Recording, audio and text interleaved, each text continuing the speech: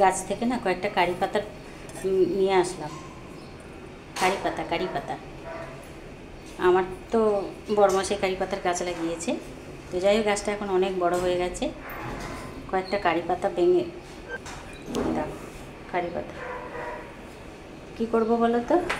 রান্না করব না, এটা আমি পেঁয়াজের রস আর কারি পাতার রস মিক্সড করে নারকেল তেল দিয়ে মাথায় লাগাবো। এটা চুলের জন্য ভীষণ ভালো, ঠিক আছে?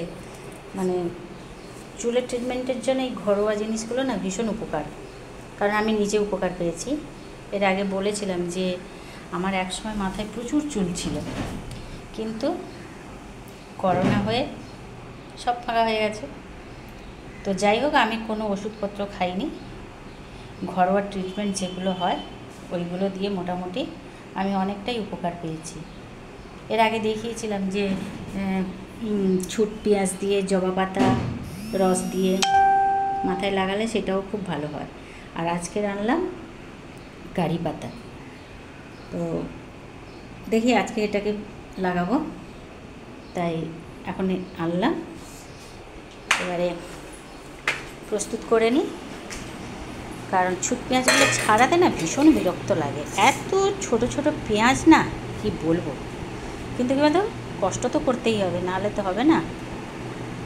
কারি পাতা আমাদের বাগানের গাছের, নিজেদের গাছের, কেনা নয়, কারোর বাড়ির থেকে আনা নয়, নিজেদের বাগানের গাছের কারি পাতা।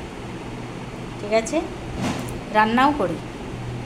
কারি পাতার ডাল খেতে আমার হাজব্যান্ড ভীষণ ভালোবাসে, কারি পাতার ডালও করি, ঝাল সুজিও বানাই, আরও যা যা রান্নার ব্যাপার থাকে মোটামুটি করি।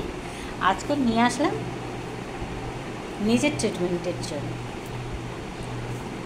যাই হোক, এখন রেডি করে নিই, করতে আবার টাইম লাগবে। যদি কারোর ভালো লাগে করে দেখতে পারো, খারাপ কিছু হবে না, এটুকু গ্যারেন্টি দিয়ে বলতে পারি। তবে উপকার পাবে, কারণ আমি পেয়েছি, যার জন্য তোমাদের সাথে আমি এটা শেয়ার করলাম। কারণ কিনে করার মতো কিছু নয়, এটা সবারই নিজেদের বাড়িতে মোটামুটি থাকে।